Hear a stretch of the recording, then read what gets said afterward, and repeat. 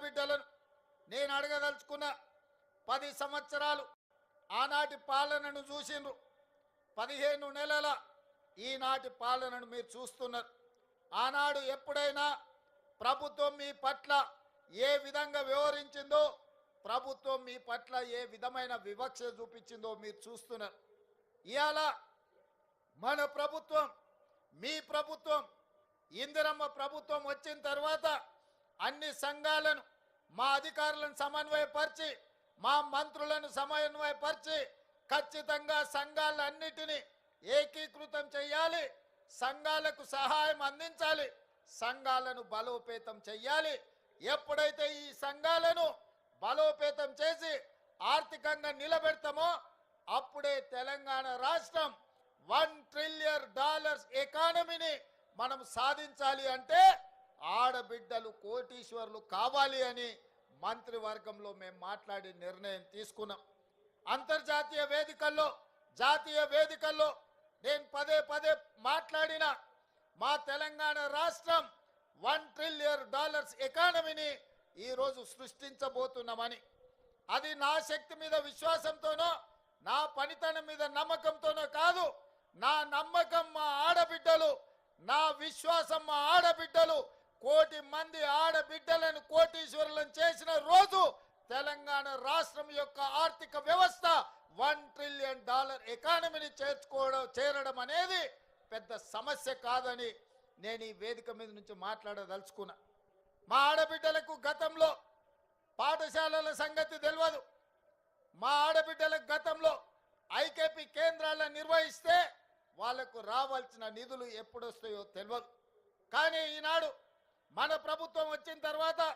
ఆదర్శ పాఠశాలల పేరు మీద పాఠశాలల నిర్వహణ మొత్తం మా ఆడబిడ్డలకే అప్పచెప్పినాం ఎందుకంటే తండాలలో గూడాలలో మారుమూల పల్లెల్లో ఉన్న మా పేదలే మా స్వయం సహాయక సంఘాల సభ్యులు ఈరోజు తెలంగాణ రాష్ట్రంలో దాదాపుగా 65 లక్షల మంది ఆడబిడ్డలు సంఘాలలో ఉన్నారంటే వాళ్ళ బిడ్డలే ప్రభుత్వ పాఠశాలల్లో చదువుకుంటున్నారు అందుకే ఆలోచన చేసి ఈ పాఠశాలల్ని కార్పొరేట్ పాఠశాలలతో పోటీ పడే విధంగా వాటి నిర్వహణ ఉండాలి వాటి నిర్మాణం అన్ని ఆడబిడ్డల చేతుల్లో ఉండాలి అని ఈరోజు రాష్ట్ర ప్రభుత్వం పాఠశాలలన్నిటిని కూడా మా ఆడబిడ్డలకు అప్పచెప్పినాం ఇదే కాదు రెసిడెన్షియల్ స్కూళ్ళల్లో ఉండే పిల్లలకు బట్టలు కుట్టే కార్యక్రమం ఆనాడు చంద్రశేఖరరావు గారు వాళ్ళ మంత్రులు కమిషన్ల కక్కుర్తిపడి ఎవరెవరికో కార్పొరేట్ కంపెనీలకు బట్టలు కుట్టే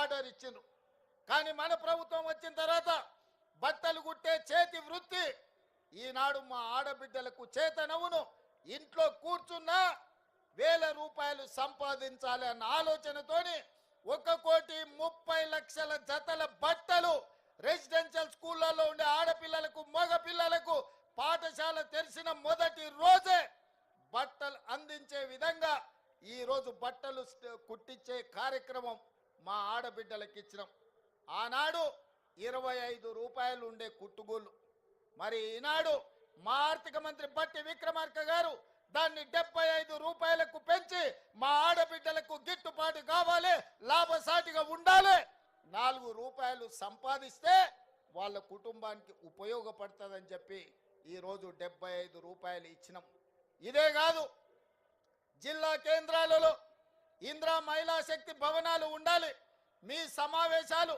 కార్పొరేట్ కంపెనీలతో పోటీ పడే విధంగా మహిళా సంఘాల సమావేశాలు జరగాలి మీ ఆర్థిక విధానాన్ని మీరు అక్కడ చర్చించుకోవాలని ప్రతి జిల్లా కేంద్రానికి ఇందిరా మహిళా శక్తి భవనాన్ని కేటాయించడమే కాదు ప్రతి కేంద్రానికి ₹25 కోట్ల కేటాయించి అద్భుతమైన భవనాలు కట్టుకోవడానికి మా ఆడబిడ్డలకి ఈరోజు మనము నిధులు ఇచ్చుకున్నాము మిమ్మల్ని బలోపేతం చేసే కార్యక్రమాన్ని ఈరోజు మనం తీసుకున్నాం ఇదే కాదు ఓట్లు వచ్చినప్పుడు పంటలు పండినప్పుడు ఐకేపీ కేంద్రాలు నడిపి ఆ తర్వాత మా ఆడబిడ్డలకు పని లేకుండా ఉండకుండా ఇంతకుముందే మిత్రుడు బట్టి విక్రమార్క గారు చెప్పిండ్రు మేము ఈరోజు మీకు 1000 మెగావాట్లు సోలార్ విద్యుత్ ఉత్పత్తి చేసి నిర్వహించి విద్యుత్ శాఖకు అమ్మే విధంగా ఈ రోజు ఒప్పందాలు చేసినాం.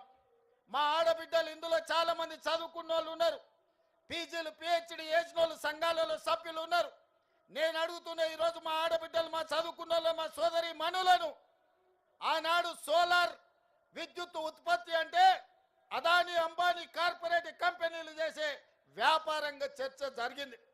నేను ఇవాళ మిమ్మల్ని అడుగుతున్నా, అదానీ అంబానీలతో మా ఆడబిడ్డలు పోటీ పడి సోలార్ విద్యుత్తును ఉత్పత్తి చేసి 1000 మెగావాట్లు ఈ రోజు రాష్ట్ర ప్రభుత్వానికి సరఫరా చేసే ఒప్పందాన్ని ఈ రోజు మా ఆడబిడ్డలకు అప్పచెప్పినము అంటే ఈ రాష్ట్ర ప్రభుత్వానికి మా ఆడబిడ్డల మీద ఉన్న విశ్వాసం, నమ్మకం, ఇది ఈ రోజు మా ఆడబిడ్డలు అదానీ అంబానీలనే వ్యాపారంలో పోటీ పడగలరని మన ప్రభుత్వం విశ్వసించి, ఇదే కాదు మా మిత్రుడు పొన్నం ప్రభాకర్ గారు, వారి శాఖ రవాణా శాఖ ఆర్టీసీలో బస్సులు ఎవరెవరో పెట్టుబడిదారులు కొని ఆ బస్సులు ఆర్టీసీలో కిరాయికి పెడితే వాళ్ళెవరో లాభం పొందుతున్నారు.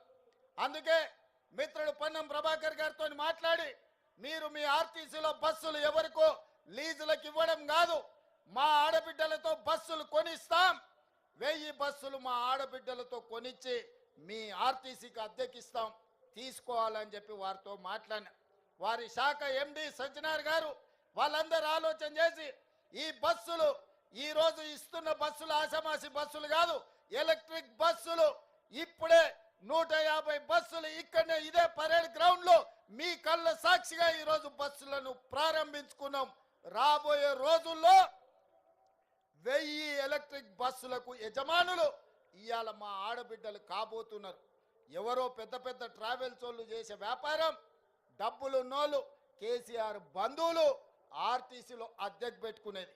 కానీ ఇవాళ మా ఆత్మ బంధువులు, మీరు పేగు బంధం ఉన్న మీ సోదరుడు ఇవాళ తెలంగాణ రాష్ట్ర ముఖ్యమంత్రిగా ఉన్నాడు కాబట్టే ఈ రోజు మా ఆడబిడ్డలకు 1000 ఆర్టీసీ ఎలక్ట్రిక్ బస్సులు అద్దెకిచ్చి ప్రతి నెల లక్షల రూపాయలు సంపాదించుకునే అవకాశం ఈ రోజు మా ఆడబిడ్డలకు వచ్చింది అనంటే మీ ఆశీర్వాదం, మీరు అండగా నిలబడబట్టే. ఆనాడు చంద్రశేఖరరావు మొదటి 5 సంవత్సరాలు ఒక్క ఆడబిడ్డను కూడా మంత్రివర్గంలో తీసుకోలేదు. కానీ ఈనాడు కొండా సురేఖమ్మ, సీతక్క ఈరోజు మంత్రివర్గంలో ఉండి ఆడబిడ్డల ప్రతినిధులుగా మీ తరఫున మాట్లాడి, మీ తరఫున కొట్లాడి, మీ సంక్షేమం కోసం, మీ అభివృద్ధి కోసం, మీ ఆత్మ గౌరవం కోసం నిలబడ్డారు.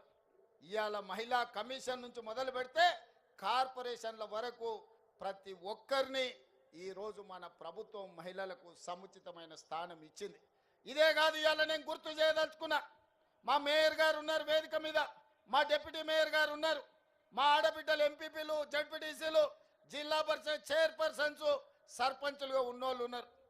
తల్లి ఆనాడు మీకు పరిపాలనలో భాగస్వాములు కావాలి, మీ చేతిలో అధికారం ఉండాలి అని రాజీవ్ గాంధీ గారు కలలు కని స్థానిక సంస్థల్లో మహిళలకు మహిళా రిజర్వేషన్ తెచ్చింది కాబట్టి ఈ రోజు ఆడబిడ్డలు జిల్లా పరిషత్ చైర్పర్సన్స్, మేయర్లు, మున్సిపల్ చైర్పర్సన్స్, జడ్పీటీసీలు, ఎంపీటీసీలు, సర్పంచులు అవుతున్నారు.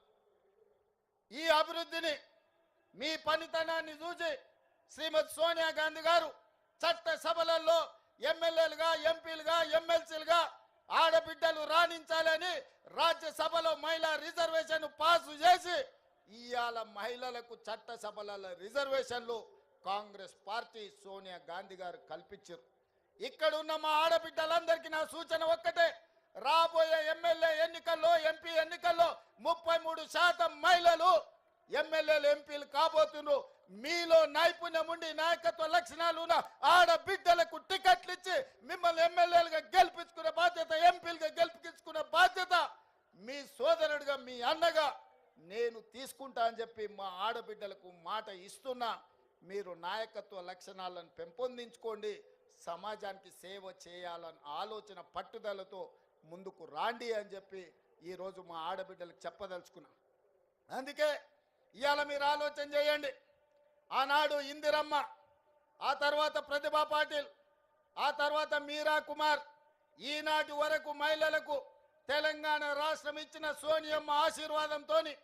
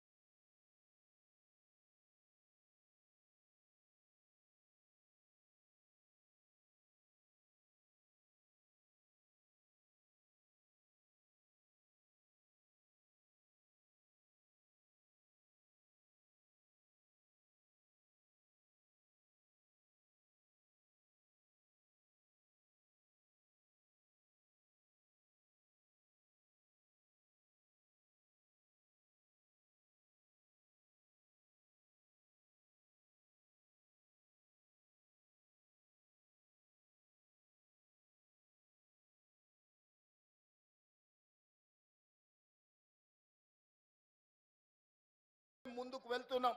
మా మిత్రుడు బట్టి విక్రమార్క గారు చెప్పినట్టు మొదటి సంవత్సరంలోనే 21,000 కోట్ల రూపాయల బ్యాంకు జీరో వడ్డీ రుణాలను మీకు ఇచ్చి మళ్ళీ మీరు ఆత్మగౌరవంతో తలెత్తుకునే విధంగా ఈనాడు కార్యక్రమాలు తీసుకున్నాం. మొన్న సివిల్ సప్లైస్ కార్పొరేషన్ రివ్యూ చేసినాం, అగ్రికల్చర్ డిపార్ట్మెంట్ రివ్యూ చేసినాం. పెద్దలు ఉత్తమ్ కుమార్ రెడ్డి గారు, తుమ్మల నాగేశ్వరరావు గారితో పంట పండించిన పంట ఐకేపీ కేంద్రాలు కొంటున్నాయి. కొన్న వడ్లు మిల్లులకు వెళ్తున్నాయి. మిల్లులో కొన్ని పంది కొక్కులు ఆ వడ్లను మొత్తం మెక్కుతుండ్రు. కట్టబోయా అంటే కట్టరు, పట్టుకోబోయా అంటే దొరకరు. అందుకే ఈ దొంగలను నమ్మదలుచుకోలే. ఈ దొంగలకు గుణపాఠం చెప్పాలి. ఈ ఎలకలకు పంది కొక్కులకు మందు పెట్టాలి అంటే రాబోయే రోజుల్లో ప్రతి మండలంలో మా మహిళా సంఘాలకు రైస్ మిల్లులు పెట్టించే బాధ్యత మా ప్రభుత్వం తీసుకుంటది. మీ సోదరుడు రేవంత్ రెడ్డి తీసుకుంటాడు, మీ రేవంత్ అన్న తీసుకుంటాడు. రైస్ మిల్లులే కాదు, గోడౌన్లు కూడా కట్టించి ఐకేపీ కేంద్రాలలో మీరు కొనుగోలు చేసిన వడ్లను మీ గోడౌన్లలో నిల్వ ఉంచి ఆ వడ్లనే మీరు మిల్లింగ్ చేసి బియ్యం రాష్ట్ర ప్రభుత్వానికి ఫుడ్ కార్పొరేషన్ ఆఫ్ ఇండియాకి సరఫరా చేసే విధంగా చర్యలు తీసుకోవాలని ఉత్తమ్ కుమార్ రెడ్డి గారితో మాట్లాడిన. ఈ మహిళా దినోత్సవం సందర్భంగా మా ఆడబిడ్డలకు నేను ఒక మాట ఇస్తున్నా. రాబోయే రోజుల్లో మీరు చూసుకోండి, ప్రభుత్వమే స్థలం ఇస్తుంది, ప్రభుత్వమే లోన్లు ఇప్పిస్తుంది. మీరే గోడౌన్లు కట్టండి, మీరే రైస్ మిల్లులు పెట్టండి. మీకు అండగా నిలబడతాం, మిమ్మల్ని వ్యాపారస్తులుగా నిలబెడతాం. మీ కాళ్ళ మీద మీరు నిలబడండి, ఆర్థికంగా నిలదొక్కోండి. ఈ రాష్ట్రాన్ని $1 ట్రిలియన్ ఎకానమీగా మా ఆడబిడ్డల్ని మార్చండి అని చెప్పి నేను ఈ సందర్భంగా అడుగుతున్నా. అందుకే ఈరోజు రాష్ట్ర ప్రభుత్వం 1 కోటి మంది మహిళల్ని కోటీశ్వరులను చేయాలంటే ఈరోజు 65 లక్షల నుంచి 67 లక్షల మంది మహిళలు చేరిన. మరి దీన్ని విస్తరించాలనుకున్నాం. అయితే కొన్ని నిబంధనలు అడ్డం వచ్చినాయి. 18 ఏండ్ల నుంచి 60 ఏండ్ల వరకే ఈరోజు సంఘాలలో సభ్యులుగా చేరడానికి నిబంధన ఉన్నది. అందుకే చీఫ్ సెక్రటరీ గారికి ఆదేశాలు ఇచ్చిన 18 ఏండ్లను 15 ఏండ్లకు తగ్గించండి, 60 ఏండ్లను 65 ఏండ్లకు పెంచండి, ఆడబిడ్డల్ని సంఘాలలో సభ్యులుగా చేర్చండి. 1 కోటి మంది ఆడబిడ్డలు సభ్యులు కావాలి, వాళ్ళను కోటీశ్వరులను చెయ్యాలి అని ఈరోజు ప్రభుత్వానికి ఆదేశాలు ఇచ్చిన. 10వ తరగతికి వచ్చిన ఆడబిడ్డ ఎంత చైతన్యంతోనూ ఉంటుంది. ఆ చెల్లె ఈరోజు అన్ని చదువుకుంటుంది, అన్ని చూస్తుంది. ప్రపంచం ఏ విధంగా ముందుకెళ్తుందో 10వ తరగతికి వచ్చిన ఆడబిడ్డకు అవగాహన ఉన్నది. అందుకే 15 సంవత్సరాలు నిండిన ప్రతి ఆడబిడ్డను, ప్రతి చెల్లెల్ని సంఘాలలో సభ్యులుగా చేర్చండి. 60 ఏళ్ళు పైబడిన కుటుంబ బాధ్యత నా తల్లి వదలలేదు. ఇంటాయన తిరగబోయినా, కొడుకు చేతికి రాకపోయినా తల్లిగా మీరే కుటుంబ బాధ్యత నెరవేరుస్తున్నారు. కూలి నాలి ఇంటి పని పాచి పని చేసి వ్యవసాయ పనులను చేసి ఈరోజు కుటుంబాలను 60 ఏళ్ళ పైబడ్డ ఆడబిడ్డల బాధ్యత మోస్తున్నారు. అందుకే 60 ఏళ్ళు పైబడిన ఆడబిడ్డల్ని కూడా, అక్కల్ని పెద్దమ్మల్ని ఈరోజు సంఘాలలో సభ్యులుగా చేయడానికి నిబంధనలను సడలించినాం. అందుకే మా అధికారులకు, మా ఆడబిడ్డలకు సూచన చేస్తున్న సభ్యులను పెంచండి, 1 కోటి మంది కాండి. 1 కోటి మందిని కోటీశ్వరులను చేయడానికి నా వంతు ప్రయత్నం, అండగా మీతో నిలబడతా. చివరగా ఒక్క మాట నేను చెప్పదలుచుకున్నా. చంద్రగ్రహణం పోయింది, మన జీవితాలలో వెలుగులు వచ్చినాయి. ఇందిరా మహిళా శక్తి అంటే ప్రపంచానికే ఆదర్శంగా నిలబడే ప్రయత్నం చేద్దాం. ఆనాడు ఇందిరాగాంధీని అమ్మ అన్నారు మొదటి తరంలో, రెండో తరంలో ఎన్టీఆర్ను అన్న అన్నారు. ఈరోజు నన్ను మీరు రేవంత్ అన్న అంటుండ్రు. నేను మీ కుటుంబంలో సభ్యుణ్ణి, కుటుంబ సభ్యుని అన్న అంటే ఆ కుటుంబం యొక్క బాధ్యత తీసుకోవడం. ఇది బంధానికి, పేగు బంధానికంటే అతీతమైనది. ఈనాడు మా ఆడబిడ్డల ఆశీర్వాదంతో తెలంగాణ రాష్ట్ర ముఖ్యమంత్రిగా ఈరోజు మీ ముందు నిలబడి మాట్లాడుతున్నారంటే ఈ ఆడబిడ్డల ఆశీర్వాదం ఉండబట్టే ఈ రేవంత్ అన్న మీకు తోడుగా ఉంటాడు. ఆనాడు ఇందిరమ్మ శక్తి, ఆ తర్వాత ఎన్టీఆర్ యుక్తి, ఈరోజు మీ రేవంత్ అన్న స్ఫూర్తిగా తీసుకొని తప్పకుండా ఆడబిడ్డల్ని కోటీశ్వరులుగా మార్చి 1 కోటి మందిని అభివృద్ధి పదం వైపు నడిపించి తెలంగాణను $1 ట్రిలియన్ ఎకానమీ చేస్తాం. ఇదే కాదు, హైటెక్ సిటీ పక్కన మీరు చేసే ఉత్పత్తి హైటెక్ సిటీ పక్కన విప్రో, ఇన్ఫోసిస్ లాంటి దిగ్గజాలైన కంపెనీలు, కార్పొరేట్ కంపెనీలతో పోటీ పడే విధంగా వందల కోట్ల రూపాయల భూమి శిల్పారామం పక్కన 150 షాప్స్ తోని మీకు అందించడం జరిగింది. మీరు నలుమూలల నిర్మల్ పెయింటింగ్స్ కావచ్చు, ఆదిలాబాద్లో గిరిజనుల కళా వృత్తులు కావచ్చు, తెలంగాణ రాష్ట్రం నలుమూలలో వంటలు కావచ్చు, లేకపోతే తిను బండారాలు కావచ్చు, మీరు చేసే ఉత్పత్తులు అంతర్జాతీయ మార్కెట్ కలిగే విధంగా హైటెక్ సిటీ పక్కన మీకు ఇందిరా మహిళా శక్తి ఒక బజార్ను, ఒక మార్కెట్ హబ్ను మీకోసం క్రియేట్ చేసినాం. అక్కడ మీ ఉత్పత్తులను పెట్టండి, కార్పొరేట్ కంపెనీలతో పోటీ పడండి. 100% అన్ని రకాలుగా మేము అండగా ఉంటాం. రాబోయే రోజుల్లో మీరు ఉత్పత్తి చేసే అమ్మే వస్తువులకు ఏవైనా పన్నులు ఉంటే ఆ పన్నులను కూడా మా బట్టి విక్రమార్క గారితో మాట్లాడి ఆ పన్నుల నుంచి కూడా మీకు మినహాయింపుని ఇవ్వడానికి కుల వృత్తులు, చేతి వృత్తులతో మీరు చేసే ఉత్పత్తులను ప్రతి రూపాయి మీకు వచ్చే విధంగా మీరు మెటీరియల్ కొనుక్కోవాలి అంటే ఆ మెటీరియల్కి అవసరమైన లోన్లను కూడా మా బట్టి విక్రమార్క గారితో మీకు ఇప్పించి బైబ్యాక్ గ్యారంటీ ఇచ్చే విధంగా ఈరోజు తీర్చిదిద్దుతాం. అదేవిధంగా రెసిడెన్షియల్ స్కూల్స్, రెసిడెన్షియల్ కాలేజీలో ఆడబిడ్డలు చదువుకుంటున్నారు, వాళ్ళకి ప్రోటీన్ ఫుడ్ లేదు.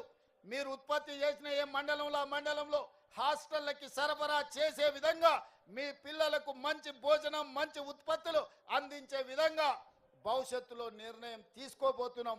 వాటి మీద కూడా చీఫ్ సెక్రటరీ గారికి సూచన చేస్తున్నా, అదేవిధంగా సిఓ గారికి సూచన చేస్తున్నా. మీరు సమీక్షించి మీరు విధానం తయారు చేసి నా దగ్గరికి తీసుకురండి, వాటన్నిటికి కూడా అనుమతిస్తా. మరి ఈరోజు ఇంత ఆలస్యమైన, ఇంత చీకటైన మారుమూల ప్రాంతాల నుంచి వచ్చిన మా ఆడబిడ్డలు ఇంత ఓపికగా కూర్చొని ఈ ఆలోచనలు పంచుకొని సంఘాలను ముందుకు తీసుకెళ్ళండి, సమావేశాలు పెట్టండి, మీ స్వేచ్ఛను ఉపయోగించుకోండి, మీరు స్వయం సాధారికతను సాధించండి, ఈ తెలంగాణ రాష్ట్రాన్ని అభివృద్ధి పదం వైపు నడిపించండి. అన్ని రకాలుగా మీకు అండగా ఉండే బాధ్యత నాది. ఇవాళ బీఆర్ఎస్ వాళ్ళు ఏడుస్తున్నారు. శ్రీశైలం లెఫ్ట్ బ్యాంక్ టన్నెల్ కూలితే జనాలు చచ్చిపోతే వాళ్ళు సంతోషంతో డ్యాన్స్ చేస్తున్నారు. ఏ